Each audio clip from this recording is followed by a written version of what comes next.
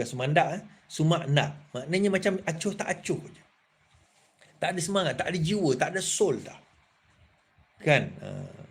So ada yang kata setuju tak setuju, nak tak nak. Ramai yang kata tak setujulah. Aizat akan jadi spy dalam bersama dan sebagainya. Tapi betul lah, saya setujulah tu, bahawa kalau Izzah bersama dengan parti bersama, dia akan jadi satu bebanan besar kepada, bukan bebanan lah, tapi dia akan menjadi satu, bukan tamparan pun, tetapi more kepada macam satu, lebih kepada macam apa, ketidakpuashatian terhadap orang bersama, itu satu. Tetapi kesangsian, itu ayat saya nak cari tadi, kesangsian. Adakah Izzah ni benar-benar ikhlas? Kenapa masa sebelum ini dia tidak ikhlas? Bila dia ada kuasa, dia ada jawatan bapa dia Perdana Menteri, dia tidak ikhlas. Tidak ikhlas dalam persahabatan terhadap Rafizi. Sanggup langgar Rafizi demi kerana jawatan dan kedudukan. Sanggup dengar kata-kata katil daripada kata-kata Rafizi. Kami dah kata dahulu bahawa apa tentang diorang-diorang ni semua betul tak apa kami cakap. And that's what akan berlaku. So adakah Izzah akan menyertai bersama? Saya kata pujuk memujuk sedang berlaku. Bukan Rafizi pujuk Izzah, tak ada. Di dalam PKR tu pujuk memujuk sedang berlaku.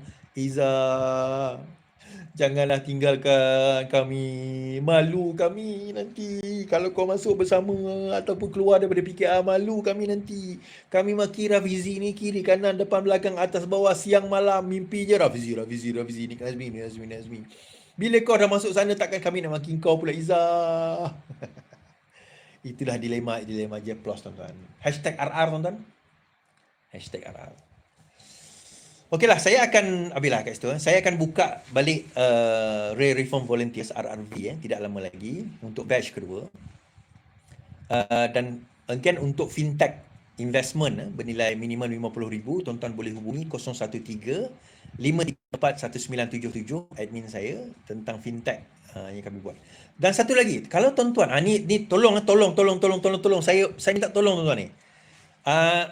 Saya ada satu, bukan saya lah, kawan saya ada satu sistem 3S dipanggil, sistem sekolah untuk attendance dan cashless serentak 2-in-1. Pertama di Malaysia. Sistem cashless 2-in-1 pertama di Malaysia. Siapa-siapa yang pengetua guru besar yang sekolah dia ada lebih daripada 1,000, lebih daripada 800 student, ataupun YDP, PIBG, ataupun dikenal YDP, PIBG ni, tolong bantu saya, kawan saya ni tuan-tuan, hubungi 013-534-1977, 013-534-1977, bagi tahu dia kami ni berminat dengan sistem itu untuk nak di-present dulu. Present dulu, bukan kata nak guna, present dahulu. Tolong tuan-tuan tolong tuan-tuan, insya-Allah.